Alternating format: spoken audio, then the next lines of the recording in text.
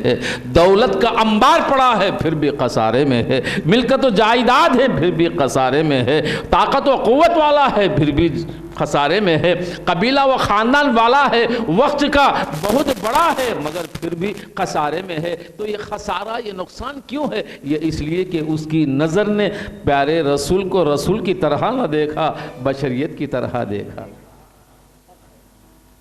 یہ آیت مبارکہ میں اشارہ ابو جہل کی طرف ہے۔ کس کی طرف ہے؟ ابو جہل کی طرف ہے۔ ابو جہل جاہل نہیں ہے، بڑا دانا ہے۔ کیا ہے؟ بڑا دانا ہے، بڑا ہوشیار ہے، مالدار ہے، دولت والا ہے، حسین ہے، خوبصورت ہے، بہت اچھا ہے، طاقتور ہے، اور اس سے کئی قبیلے خاندان ڈرتے ہیں، بہت بڑا دبدبا ہے اس کا۔ مگر خدا کا کلام اسے یہ کہا کہ ان الانسان لفی خسر، وہ انسان خسارے میں ہے۔ مگر کیوں؟ وہ محمد کو مانتا ہے، بھتیجا ہے، وہ محمد کو مانتا ہے، محمد کو جانتا ہے، مگر کیسے؟ محمد کو بھائی کا لڑکا محمد بن عبداللہ کہہ کر جانتا ہے۔ اللہ فرماتا ہے نہیں نہیں، محمد الرسول اللہ بول۔ اگر وہ ابو جہل اگر محمد الرسول اللہ کہہ لیتا، صبح قیامت تک آج ہر انسان اس کو جنت پہ گنتا، مگر اس نے محمد الرسول اللہ کو نہیں مانا، محمد بن عبداللہ کو مانا۔ یہی فرق ہے، محمد بن عبداللہ میں بشریت ہے، محمد الرسول اللہ میں نورانیت ہے۔ وہ نور مصطفیٰ کا انکار کیا، بشریت کا انکار نہیں کیا، مگر خدا کو یہ کب گوارا؟ اے ابو جہل میرے رسول کی نورانیت کا انکار کر رہا ہے اور بشریت کا اعلان کر رہا ہے۔ ان الانسان لفی خسر، ساری طاقتیں ہونے کی باوجود بھی تو خسارے میں ہے، اور کیسے خسارے میں پڑ گیا، کیسے نیست و نابود ہو گیا۔ آج سارے ایمان والے جانتے ہیں کیا کام آئی دولت، کیا کام آئی طاقت، صرف وقت کیا ہے؟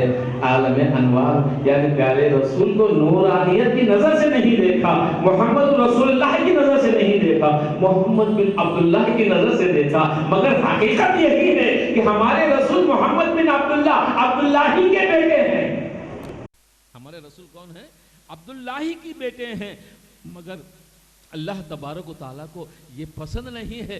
محمد میرا رسول ہے، وہ رسول جب میرا ہے تو عبداللہ کا بیٹا کہے تو کیسے گوارا؟ ارے بشریت ایک تقاضا ہے، یہ بشریت کو چھوڑ دے، نورانیت کو دیکھ لے، کیونکہ نور سے نور کا رشتہ جڑ گیا ہے، نور سے نور کا رشتہ جڑ گیا ہے۔ اور دوسرا معنی یہ ہے، حقیقت میں بات سمجھ لیں، یہ کیوں کہیں؟ حقیقت میں تو محمد بن عبداللہ ہے، بشریت ہیں، اور ایسی بشریت میں ہیں، اس نے اعلان کیا تھا، مگر خدا یہ بتانا چاہتا ہے کہ اے میرے بندو دیکھو، نور سے نور کا رشتہ جڑ گیا ہے۔ اگر وہ بشر ہوتا تو مجھے بھی بشر ہونا پڑتا، میں بشر ہو نہیں سکتا، میرا رسول بھی بشر۔ اسی لیے قرآن فرماتا ہے ان الانسان لفی خسر۔ یہ ابو جہل کی طرف اشارہ ہے۔ کس کی طرف ہے؟ ابو جہل کی طرف۔ اب یہ سورت، اس کا ترجمہ کیا ہے؟ ان الانسان لفی خسر۔ کون ہے وہ انسان جو خسارے میں ہے؟ تو تفسیر اشارہ ملتا ہے کہ کیا ابو جہل نقصان میں ہے؟ صرف ایک ابو جہل نقصان میں نہیں ہے، بلکہ ابو جہل کے جتنے عقیدے رکھنے والے لوگ ہیں سارے کے سارے خسارے میں ہیں۔ پر دیکھو کون خسارے میں ہے، پہچان لو کون خسارے میں ہے۔ بس جس کا عقیدہ ابو جہل کی طرح ہے وہ خسارے میں ہے۔ بس سمجھ میں آئے نا؟ الحمدللہ ہمارا عقیدہ ایسا نہیں ہے۔ جن کا عقیدہ ہے مان جاؤ کہ وہی خسارے میں ہے۔ بات سمجھ میں آئی؟ تو اس میں پہلا کلمہ والعصر خدا کی طرف تھا، تو دوسرا ان الانسان لفی خسر یہ ابو جہل کی طرف تھا۔ اب آگے بات آتی ہے الا الذین آمنوا وعملوا الصالحات، وہ جو ایمان لائے اور اچھے عمل کیے۔ سبحان اللہ۔ ایمان لائے اور اچھے عمل کیے۔ یہ کون ہیں؟ یہ کون ہیں جو ایمان لائے سب سے اچھے عمل کیے؟ تو قرآن فرماتا ہے ارے ابھی کون ہیں؟ دیکھو تو دیکھو، سب سے پہلے رسول کے آنے کی صداقت کس نے کی ہے؟ رسول کے حقانیت کی صداقت کس نے کی ہے؟ رسول کے شب معراج کی صداقت کس نے کی ہے؟ رسول کا ہمیں کس نے دیا ہے؟ اور رسول سے دل و جان سے محبت کرنے والا کون ہے؟ رسول کے قدموں میں اپنا سارا مال لا کر لٹانے والا کون ہے؟ وہی جس کو قرآن فرماتا ہے الا الذین آمنوا وعملوا الصالحات، مگر وہ جو ایمان لا کر جو اچھے عمل کیے ہیں۔ عمل سے مراد ہم کو سمجھنا چاہیے، نماز پڑھنا عمل ہے، روزہ رکھنا عمل ہے، حج کرنا عمل ہے، زکوٰۃ دینا عمل ہے، خیرات کرنا عمل ہے، صدقہ کرنا عمل ہے۔ یہ سارے جن میں احکام خدا ہیں، فرمان خدا ہیں، یہ سارے عمل ہیں، مگر قرآن فرماتا ہے ارے وہ بھی عمل ہے مصطفیٰ سے محبت کرنا، وہ بھی عمل ہے مصطفیٰ کے اشارے پہ جان کو لٹا دینا، وہ بھی عمل ہے پیارے رسول کے لیے سب کچھ گھر سمیٹ کر لا کر قدموں میں ڈال دینا، یہ بھی عمل ہے۔ الا الذین آمنوا وعملوا الصالحات، یہ عمل صالح ہے، یہ عمل صالح ہے کہ مگر کیا ہوا؟ قرآن نے فرما دیا دیکھو ذرا صدیق اکبر کو انہوں نے کس طرح عمل کیا ہے، کس طرح عمل کیا ہے، مگر کب عمل کیا؟ یہ عمل کی بات کب آئی ہے؟ جب سارا گھر سمیٹا لا کر قدموں میں ڈال دیا۔ سرکار نے فرمایا اے صدیق تو سب کچھ لا دیا، مگر گھر میں تیرے بیوی بچوں کے لیے، خیر خواہی کے لیے، ان کے گزارے کے لیے کچھ رکھا ہے؟ اب صدیق کی صداقت پہ قربان جائیں، وفاداری پہ قربان جائیں، محبت رسول پر قربان جائیں۔ صدیق اکبر فرماتے ہیں یا رسول اللہ میرے گھر میں کس چیز کی کمی ہے؟ مجھے کیا کمی ہے؟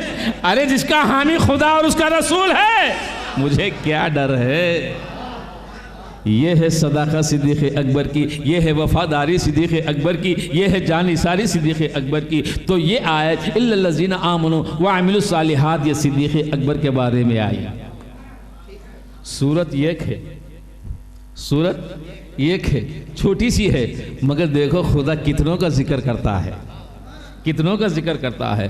اب آگے وعملوا الصالحات آگے ذکر آتا ہے وتواصوا بالحق، وتواصوا بالحق، وہ جو حق ادا کرنے میں کمر باندھتے ہیں، حق ادا کرنے میں، چاہے وہ حق اللہ کا ہو، وہ حق حقداروں کا ہو، وہ حق پڑوسیوں کا ہو، وہ حق ہمسایوں کا ہو، وہ حق رشتہ داروں کا ہو، اور وہ حق پر جب بات آ گئی انشاءاللہ تبارک و تعالیٰ کل کی نشست میں فاروق اعظم رضی اللہ تعالیٰ کے فضائل کی شان میں انشاءاللہ تبارک و تعالیٰ گفتگو کریں گے۔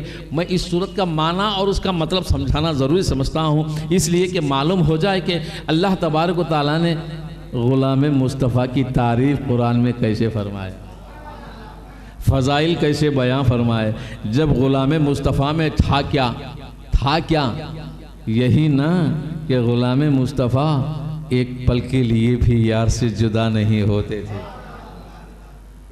دل ایک پل بھی خالی نہیں ہوتے تھے، ہر وقت چہرے یار کو تکتے تھے، ہر وقت بے قرار و بے چین ہوتے تھے، اور وہی محبت قرآن میں خدا کی تعریف بن گئی اور ذکر آیا وتواصوا بالحق، وہ حق والے ہیں، حق ادا کرتے ہیں، ایسی عدل و انصاف والے ہیں، سب کا برابر ادا کرتے ہیں۔ وہ اپنی نسبت سے اپنی اولاد ہو، گھر والے ہوں یا پرائے ہوں، مگر ایک بات یاد رکھ لینا، جتنے بھی گھر والے ہیں، جتنے بھی پرائے ہیں، ان سب سے زیادہ وہ حق رسول کا ادا کرتے ہیں، حق رسول کا ادا کرتے ہیں، حق اہل بیت کا ادا کرتے ہیں، اور حق سعادات کا ادا کرتے ہیں، حسن و حسین کا حق سب سے زیادہ ادا کرتے ہیں۔ فرمایا کہ اے عمر تمہارے بچے بھی ہیں اور یہ کام ہیں، مگر تم اتنا حق زیادہ دے رہے ہو۔ فرماتے ہیں کہ یہ شان بھی ان کی ہے، یہ آن بھی ان کی ہے، یہ اسلام بھی ان کا ہے، احسان ہے ہم سب مومنوں پر ان گھر والوں کا، اس لیے پہلا حق ان کا ہے۔ یہ سنت ہی ٹھہر گئی، یہ صحابہ کی سنت ہی ٹھہر گئی۔ جب بھی صدیق، جب بھی عمر فاروق اعظم جو بھی تقسیم کرنے کے لیے، چاہے وہ بیت المال ہو، چاہے اور کوئی ہدیے ہوں اور کوئی انعامات ہوں، جو لوگوں میں تقسیم کرنے کی باری آتی تو سب سے پہلے سیدوں کو بلاتے، سب سے پہلے علی کے لالوں کو بلاتے، فاطمہ کے جگر کو بلاتے، سب سے پہلے ان کو دیتے، اس کے بعد وہ لے کر چلے جاتے، تو پھر دوبارہ دوسروں کو تقسیم کرتے، اپنے بچوں کو تقسیم کرتے۔ تو آج دنیا میں الحمدللہ یہی عمر فاروق اعظم کی سنت ٹھہر گئی، جہاں بھی جو بھی تقسیم ہو، چاہے وہ تبرک ہو، چاہے وہ دعوت کا کھانا ہو، چاہے کچھ دینا بھی ہو، تو بعض کہتے ہیں پہلے سیدوں کو دو، پہلے سیدوں کو دو، پہلے ان کو ادا کرو، پہلے ان کی تعظیم کرو۔ مگر یہ کہاں سے آیا؟ یہ کس کی سنت ہے؟ اے نادانو، یہ سنت تو فاروق اعظم کی ہے، یہ سنت تو عدل انصاف کے شہنشاہ کی ہے، یہ انہوں نے طریقہ بنایا ہے۔ آج الحمدللہ اہل سنت الجماعت نے یہی طریقہ اختیار کیا ہے کہ پہلے ان کو دو، بعد میں دوسروں کو تقسیم کر دو۔ اور ایک بات بتاؤں، ہمارے صاحب فاتحہ کے لیے لڈو لائے،